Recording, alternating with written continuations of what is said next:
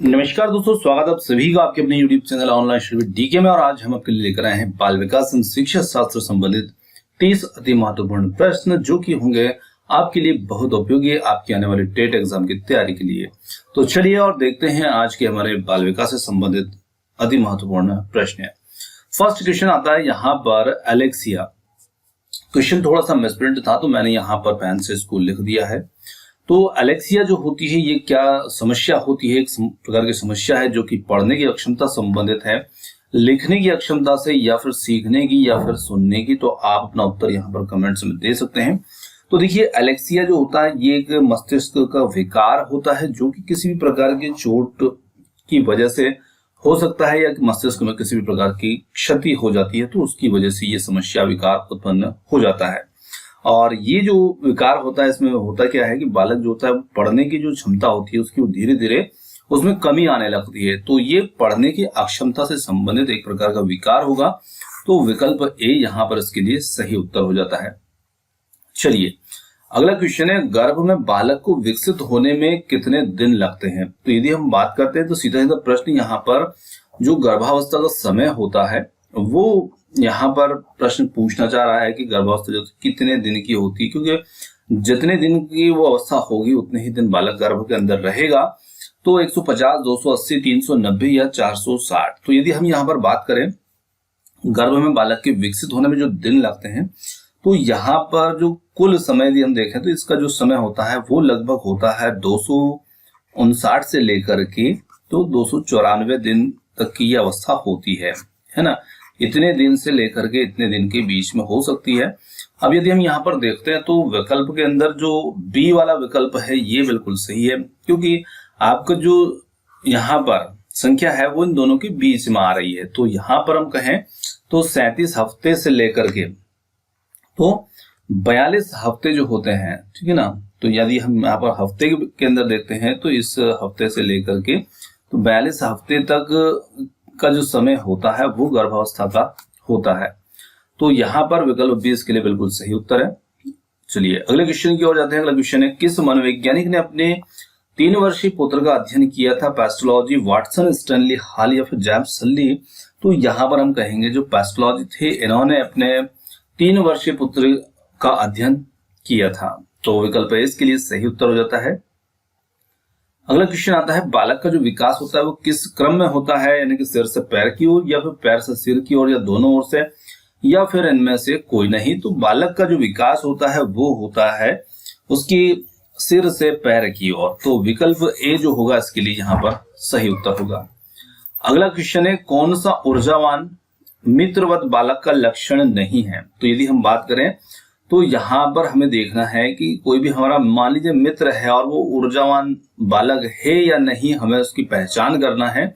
तो निश्चित रूप से हम कैसे उसको पहचान सकते हैं, किस प्रकार के लक्षण उसमें हो सकते हैं?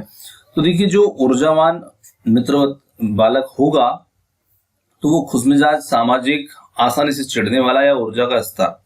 तो यदि हम देखें तो वो ऊर्जावान होगा तो वो आसानी से चिढ़ने वाला नहीं होगा। यदि वो आसानी से चिढ़ने वाला है तो मतलब उसके अंदर ऊर्जा की थोड़ी सी कमी है, क्योंकि ये मानसिक रूप से थोड़ा सा असंतुलित भी हम उसको कह सकते हैं।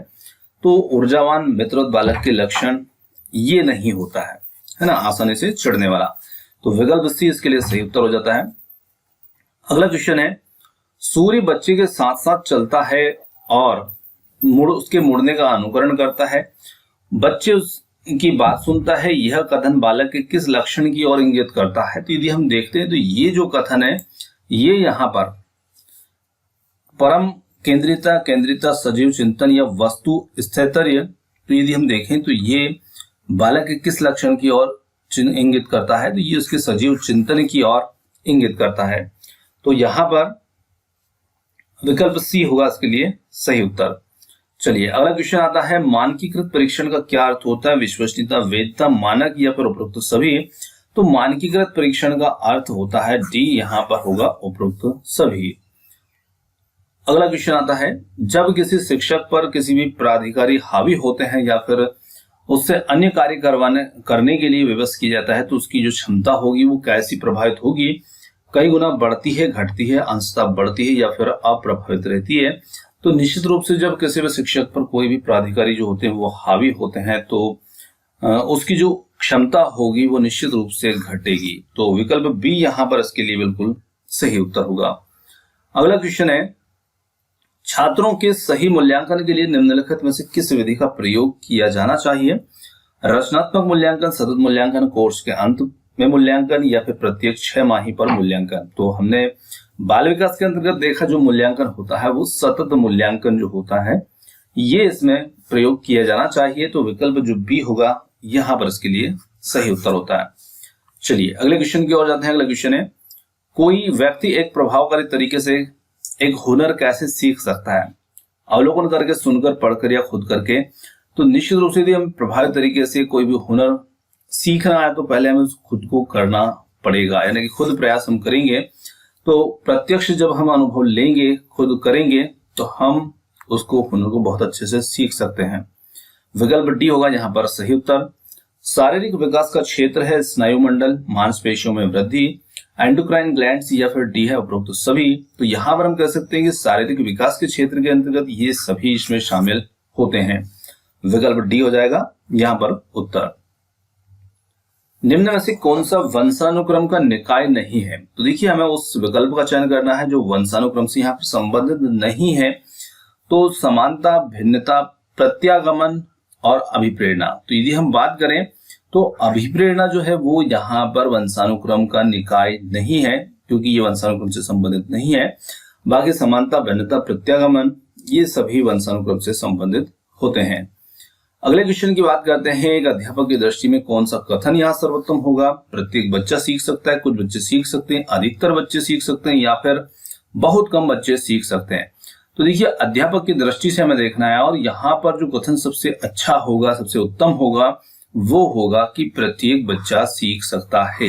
तो विकल्प ए यहाँ पर इसके लिए बिल्कुल सही उत्तर है। अगला क्वेश्चन आता है, निम्नलिखित में से कौन समस्या समाधान की वैज्ञानिक पद्धति का पहला चरण है? तो पहले चरण की यहाँ पर बात करना है, प्राकल्पना का परीक्षण करना, समस्या के प्रति जागरूकता, प्रासंगिक जानकारी को एकत्रित करना या प्राकल्पना का निर्माण करना। तो यहां पर हम कह सकते हैं विकल्प बी, समस्या के प्रति जागरूकता। चलिए अगला क्वेश्चन आता है, निम्नलिखित में से वंशक्रम संबंधी नियम है? तो प्रयासों का नियम, सीखने का नियम, समानता का नियम या स्वास्थ्य का नियम।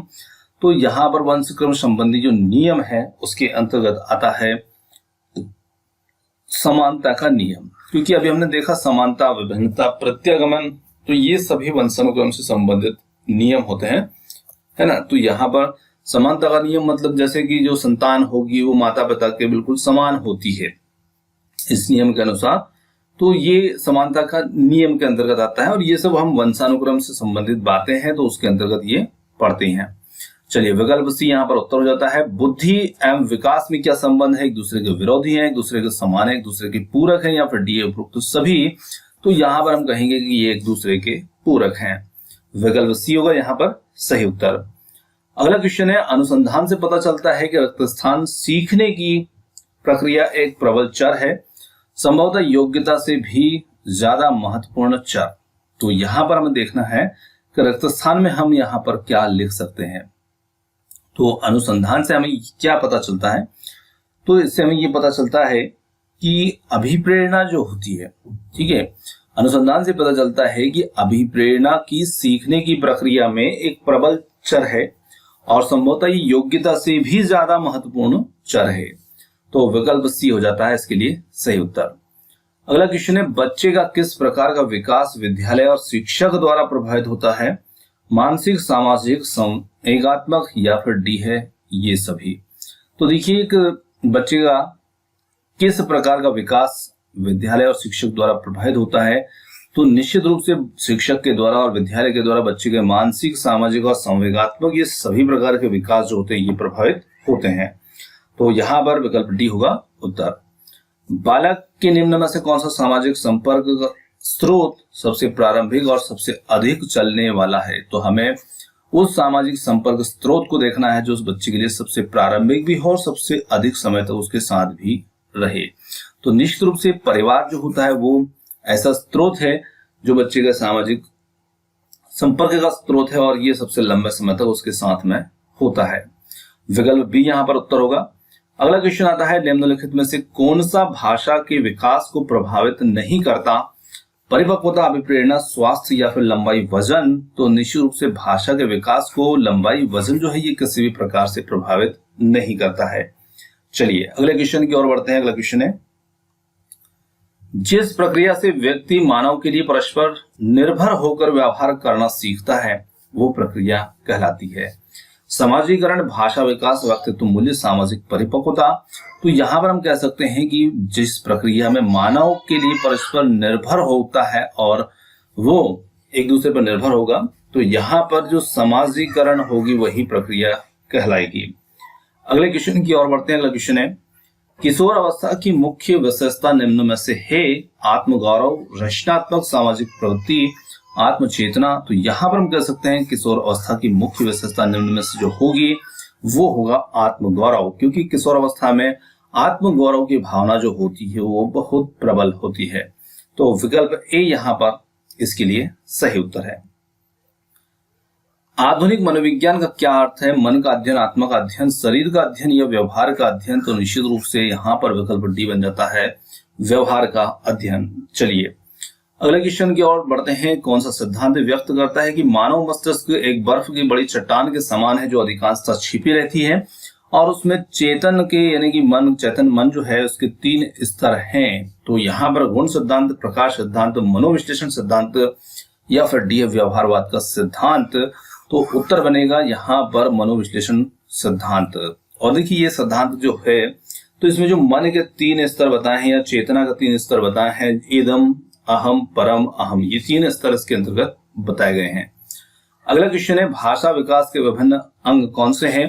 तो भाषा विकास के विभिन्न अंग की बात करें, अक्षर ज्ञान, सुनकर भाषा समझना, ध्वनि उत्पन्न करके भाषा उत्पन्न करना या फिर डी है उपरोक्त सभी। तो यहाँ पर हम कह सकते हैं कि भाषा विकास के अंतर्गत ये सभी चीजें होती है, ये इसके अंग बनते हैं, जिसमें अक्षर ज्ञान, सुनकर भाषा समझना, ध्वनि उत्पन्न करके भाषा उत्पन्न करना, ये सभी जो होते हैं इसमें शामिल होते हैं। विकल्प डी यहाँ पर हमारा सही उत्तर है। सबसे अधिक गहन और जटिल समाजीकरण होता है किशोरावस्था के दौरान, पूर्व बाल्यावस्था के दौरान, प्रौढ़ावस्था के दौरान या व्यक्ति के पूरे जीवन में।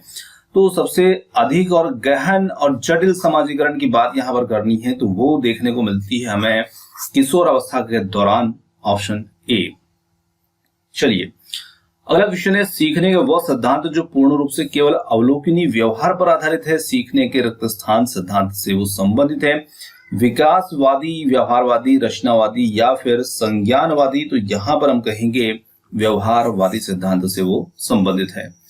चलिए अगला क्वेश्चन है, शरीर के शीर्ष भाग से प्रारंभ होकर नीचे की दिशा में होने वाली जो शारीरिक वृद्धि होती है उसे किस नाम से जाना जाता है? सिर पदाभिमुख अनुक्रम, केंद्र अपसारी अनुक्रम, उच्चतम अनुक्रम या न्यूनतम अनुक्रम। तो उसे हम कहते हैं सिर पदाभिमुख अनुक्रम, जो कि सिर से पैर की ओर होती है। अगला क्वेश्चन है, निर्जीव वस्तुओं का सजीव गुण देने वाली प्रकृति को पियाजे ने क्या नाम दिया है? तो निर्जीव वस्तुओं को सजीव गुण देने वाली प्रकृति का नाम पियाजे ने दिया है सजीव चिंतन। जैसे बच्चे ने सूर्य को देखा था और उसके बारे में वो बातें कर रहे थे कि ये मेरे साथ साथ चल रहा है, तो ये एक सजीव चिंतन। अगला क्वेश्चन है, बच्चों में बौद्धिक विकास के 4 विशिष्ट अवस्थाओं की पहचान की गई थी कोहलबर्ग, एरिक्सन, स्किनर या पियाजे के द्वारा। तो जीन पियाजे के द्वारा बच्चों में बौद्धिक विकास के 4 विशिष्ट अवस्थाओं की पहचान की गई थी। चलिए अगला क्वेश्चन आता है, यहाँ पर 1 वर्षीय बालक है, बात में अपनों से बड़ों से झगड़ा करने लगता है और हमेशा स्वयं को सही साबित करने की कोशिश करने लगता है। तो वो विकास की कौन सी अवस्था में है? तो देखिए यहाँ पर हिंट आपको मिल रही। पहले तो बालक 13 वर्षीय है और बात में वो अपनों से झगड़ा करता है, स्वयं को सही साबित करने की कोशिश कर रहा है। बच्चा अपना आत्मगौरव को यहाँ पर प्रदर्शित कर रहा है। तो कहने का मतलब है कि बालक यहाँ पर जो होगा वो किशोर अवस्था में होगा।